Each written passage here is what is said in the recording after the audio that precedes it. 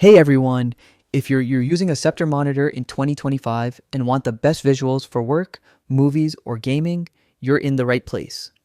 Today, I'll show you the optimal settings to get crisp colors, smooth motion, and eye-friendly visuals, whether you're doing everyday tasks or competitive gaming. Let's dive in. General use settings. First, let's talk about general use settings. For brightness, aim for 75 to 85%.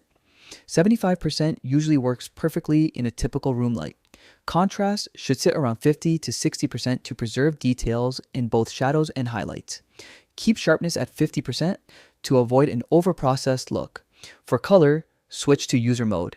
This gives you full control over RGB levels later. Gamma should be set to 2.2 for a natural balance across all types of content.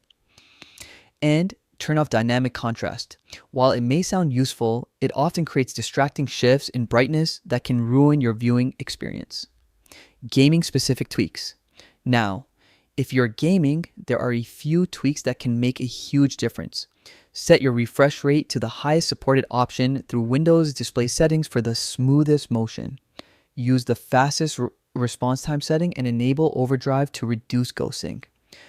For better visibility in dark scenes, slightly boost the black equalizer. This is especially handy in competitive games. Make sure adaptive sync is turned on. FreeSync or G-Sync on both your monitor and GPU can eliminate screen tearing.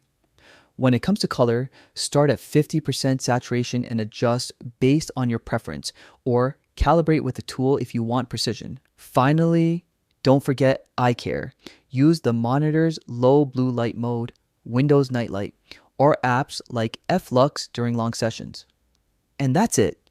These settings give you a balanced experience for work, movies, and gaming, all while keeping your eyes comfortable. If you found this guide helpful, hit that like button, subscribe for more monitor and gaming tips, and drop a comment with your favorite Sceptre setup.